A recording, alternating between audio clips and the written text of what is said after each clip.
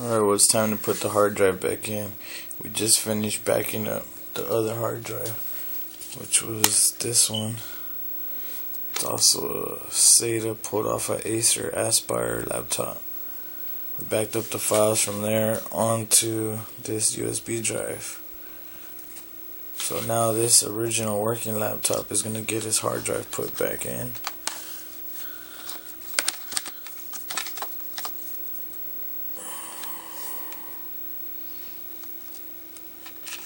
This hard drive put right back in there. Way it goes.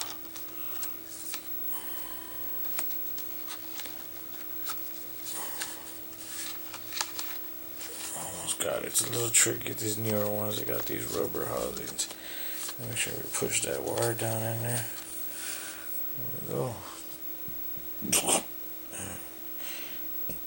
Excuse me. All we're gonna do is put the top back on. Put the screw that goes right here. And we are done. And that's how you back it up.